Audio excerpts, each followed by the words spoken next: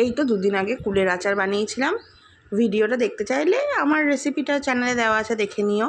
কিন্তু এটার পিছনে দায়ী যে মশলাটা, সেটাও তো শেখাতে হবে নাকি। এবং সেটা শুধু কুলের আচারের জন্য না, গুড় দিয়ে বানানো যে কোনো আচার বা চাটনিতে এই মশলাটা দিলে কিন্তু সেটার অনন্য সাধারণ রূপ হবে এবং স্বাদ হবে। তো চলো আজকে ওটাই শিখিয়ে দিই কী করে বানাতে হয়।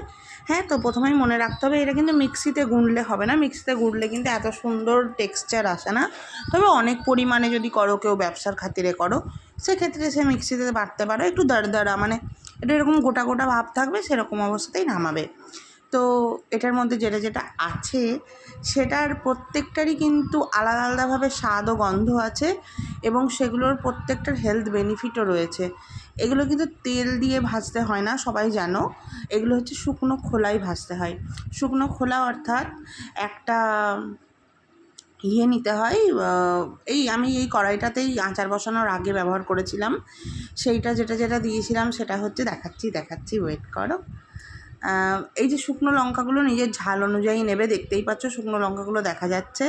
আর যেগুলো আছে সেগুলো হচ্ছে গোটা জিরে সবগুলোই পরিমাণ মতো নেবে। গোটা জিরে, তারপরে কালো জিরে, তারপরে মৌরি, তারপরে পাঁচফোড়ন, আর পরিমাণ মতো শুকনো লঙ্কা। এই শুকনো লঙ্কাগুলো একদম লাল লাল ঝাল ঝাল দেখে আমি নিয়েছিলাম। আর ধনে যারা দিতে পছন্দ করো দেবে, আমি দিইনি। ধনে ছাড়াও এটা খুবই সুন্দর হবে, তবে ধনে দিলে এর একটা আলাদা ফ্লেভার আসবেই। পুড়ে না যায় কড়াইয়ে ততক্ষণ নাড়বে, তারপরে শিলপাটায় বেঁধে নেবে। কেমন লাগলো ভিডিওটা জানিও।